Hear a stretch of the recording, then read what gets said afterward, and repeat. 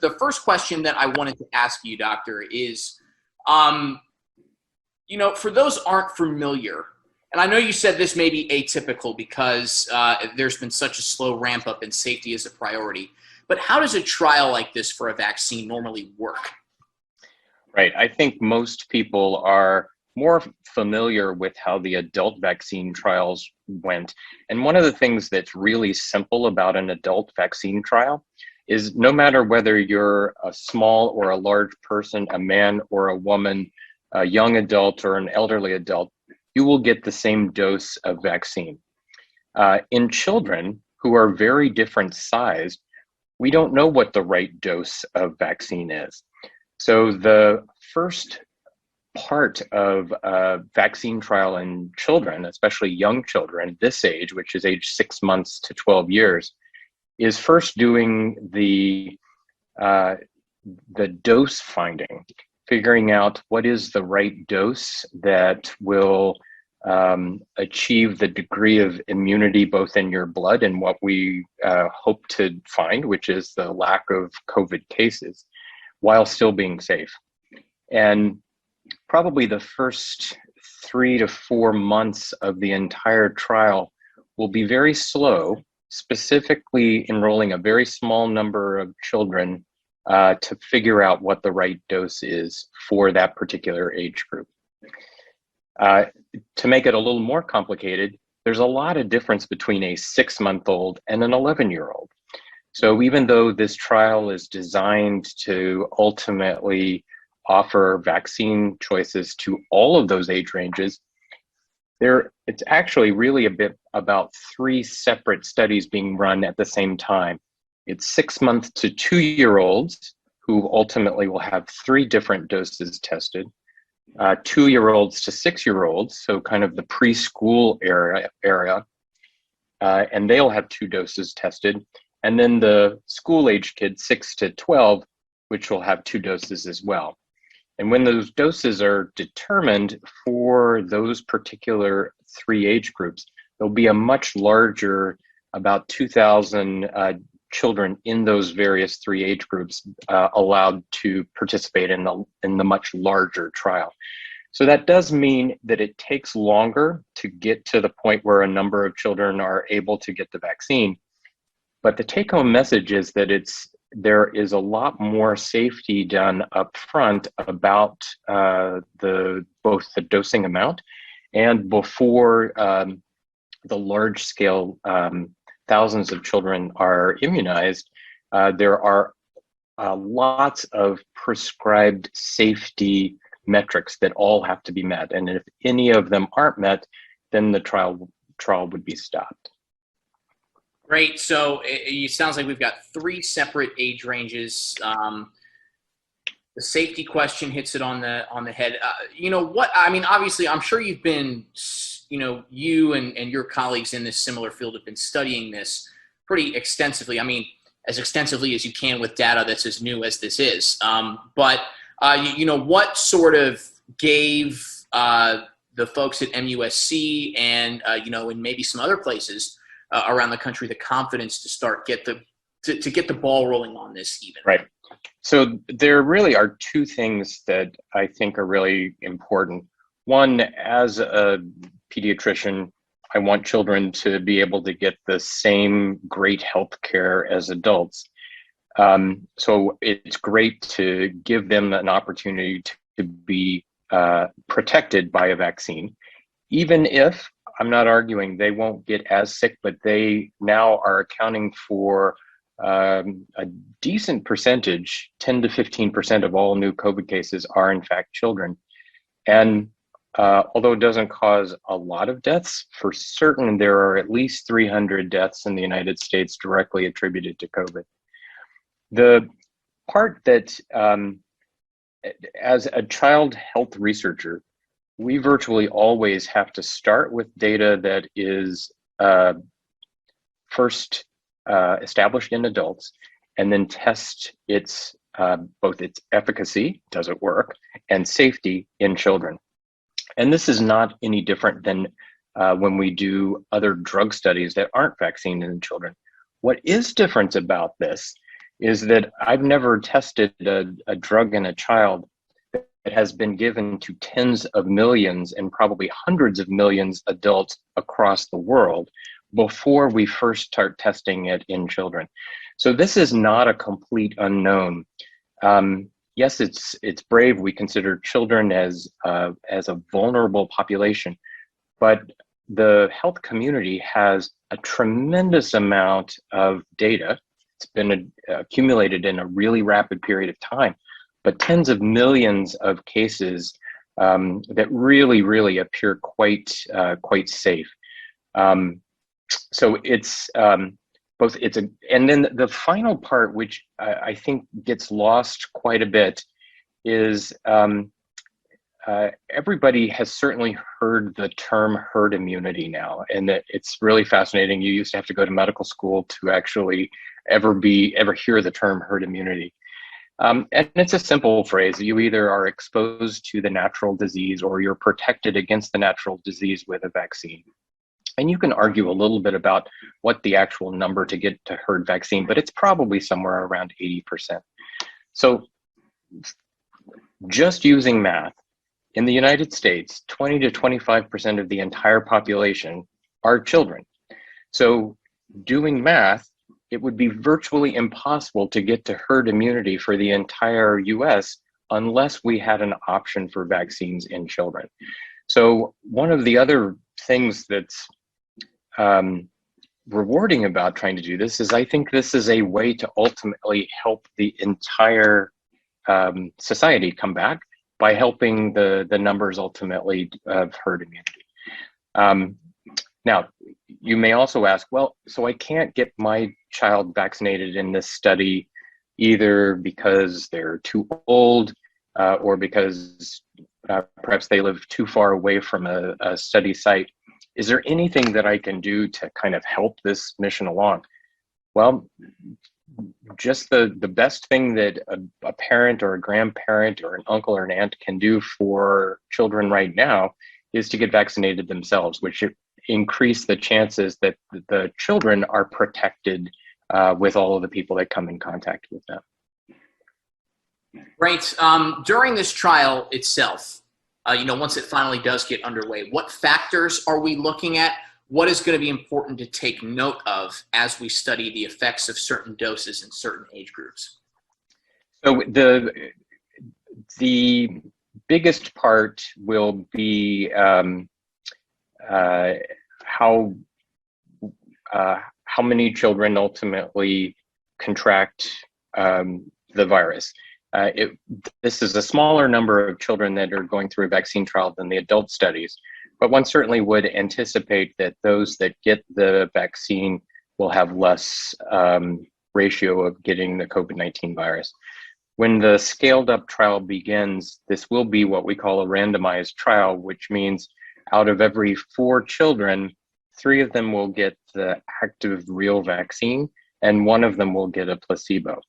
So we expect to see a difference in the ability to, or the unfortunate nature of getting the COVID vaccine. But what we will also have is, although for a study like this, this actually has far less blood sampling than an adult vaccine trial, we will have a little bit of blood information to actually be able to document how much of that protective COVID-19 antibody the doses of vaccine give, so that we'll be able to, even without having to be exposed to COVID, we'll be able to reliably tell that the children will be protected if they are exposed. Great. So we're talking how many children exactly, how many per age group, and how were they selected?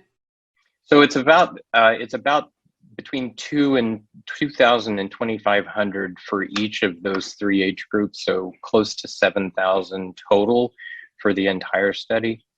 It is designed to try to be a fairly representative population, so it is not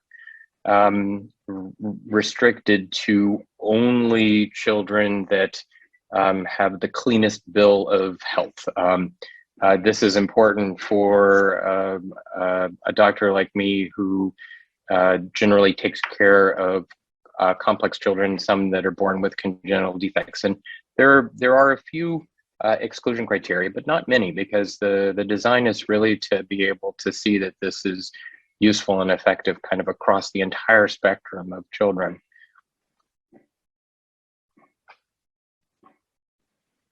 All right, we just lost sound. Yeah, no, I was still okay. Yeah. No, I was just saying great. So I guess my next question would be, what does a successful trial look like? Sure. I think it's fairly obvious. The most successful trial will be one that ultimately actually does complete, is found to be really safe. You can't actually tell many difference in the complaints after the vaccine between the placebo group and the group that gets the real active vaccine. And the real proof will be when, and the real success will be when the company, and this company is Moderna, is able to use the data from this study to apply for this other word that many of us never heard before, emergency use authorization, or EUA, which will allow an on-label ability to give the vaccine down to a younger age group. What does the timeline on that look like? What's feasible at this point? Right. I think this is one of the aspects that both proves the safety and also is a little bit frustrating, because it's specifically designed to be a very slow ramp up to ensure the safety. I think that the completion of the oldest age group, the 6 to 12, will probably be done by the end of this calendar year. The projections are.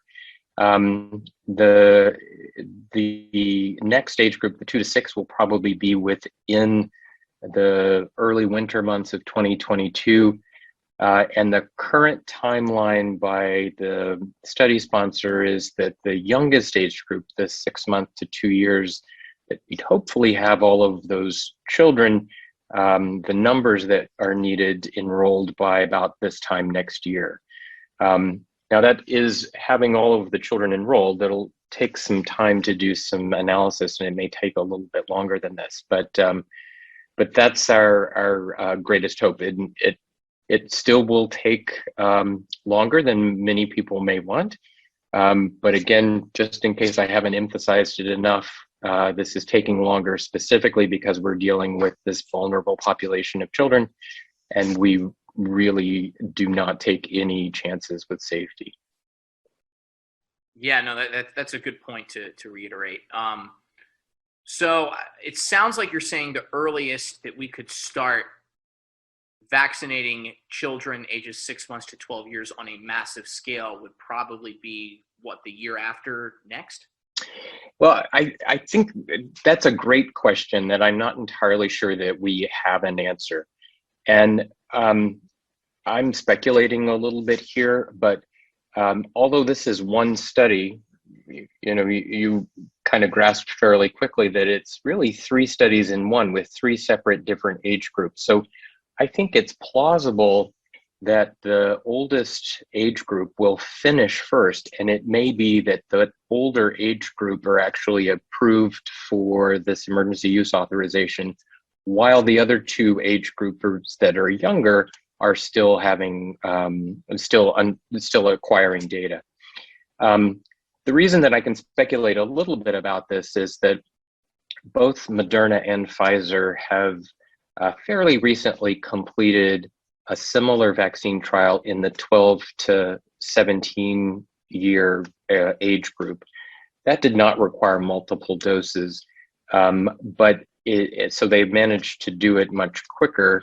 And those results, we are hearing, will likely be ready in a month or so, which may allow the vaccine to be authorized to give down to age 12. So I think it's possible that we may incrementally get enough both efficacy and safety data to gradually start dropping the age range that are able to be protected. Yeah, I mean, we've already heard Pfizer say that, it's safe for 12 and older. Why does this study specifically deal with Moderna? I mean, is there any reason that, we're not looking at any of the other types of doses? So this is, I think, similar to the adult vaccine. This is a bit of a race. We are quite aware of the Moderna, and we're aware because Moderna came to solicit us at MUSC for participation. But I am aware in our overall community that Pfizer is doing the same exact study. And that there are some other vaccine vendors that are also doing studies in children. So I think this is just competition between the vaccine companies.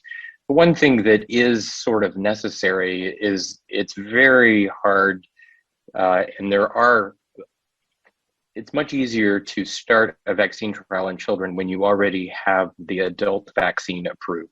So that's why you see Pfizer and Moderna being talked about more, because those adult vaccines are already available.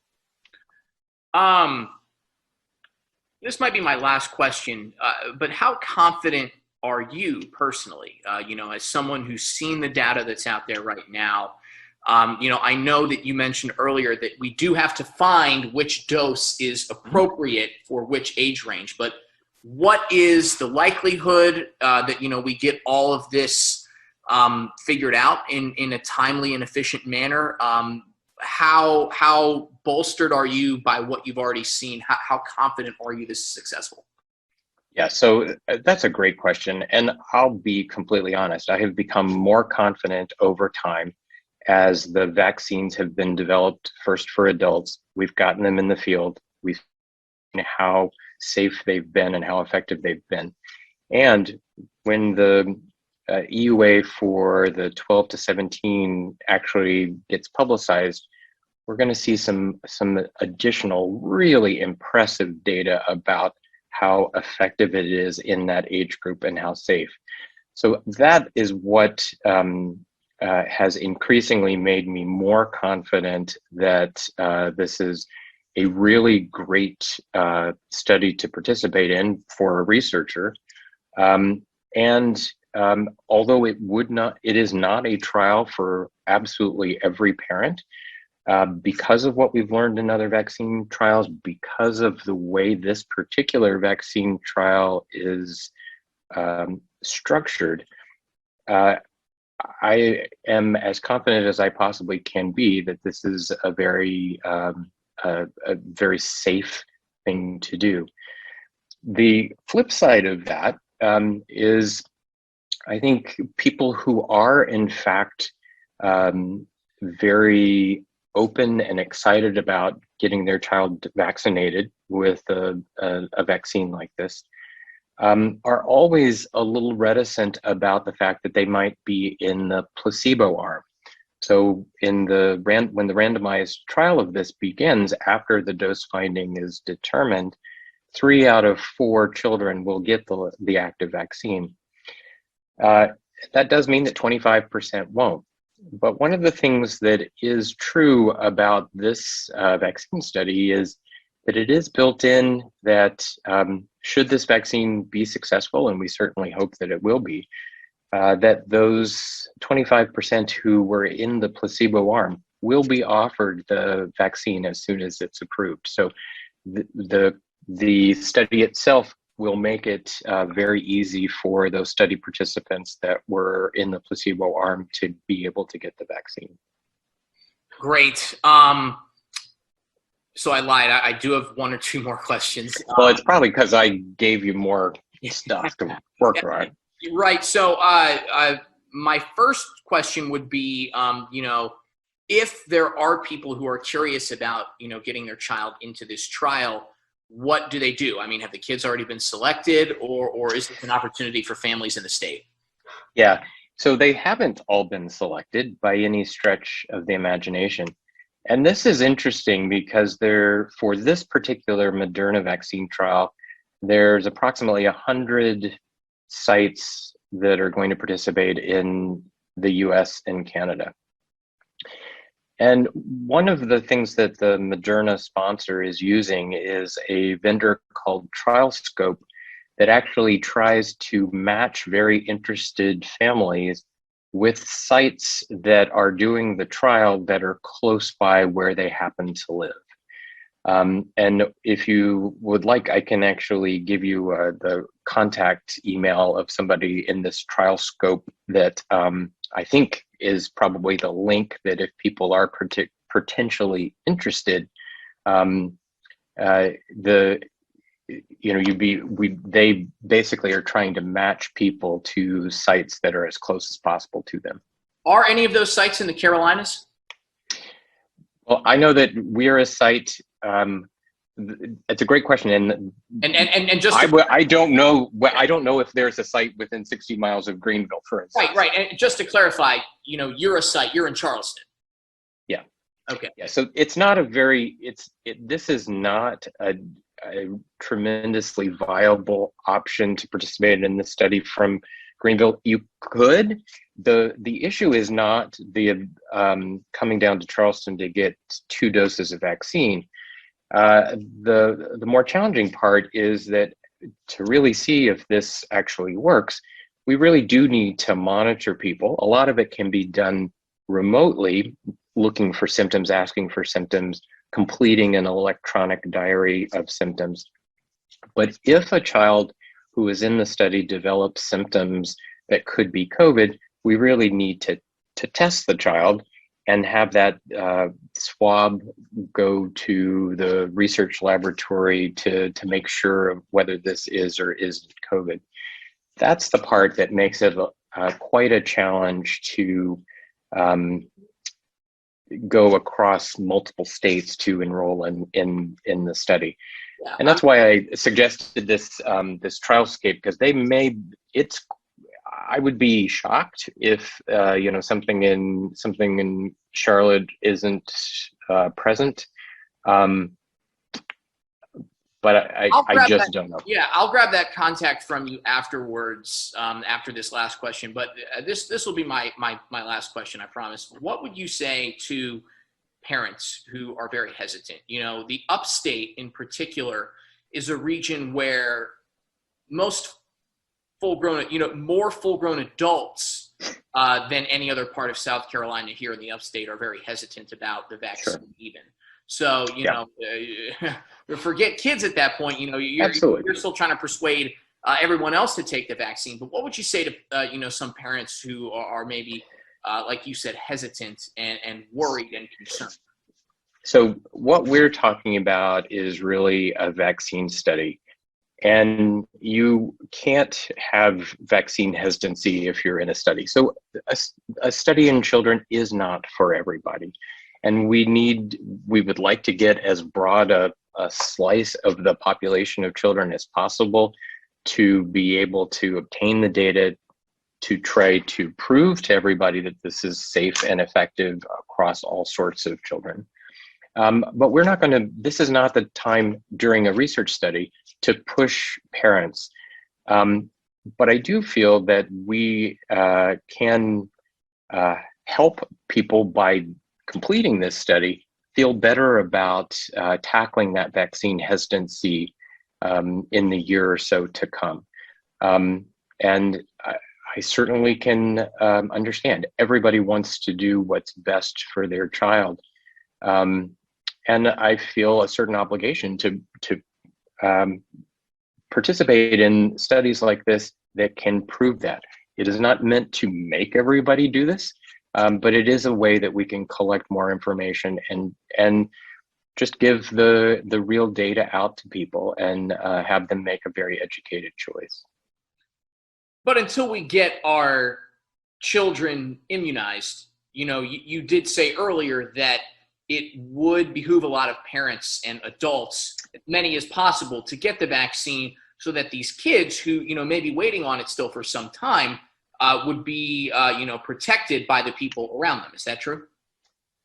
That is true. I mean, if somebody on the street asked me, I really want to protect my child against the COVID vaccine, can I enroll my child today?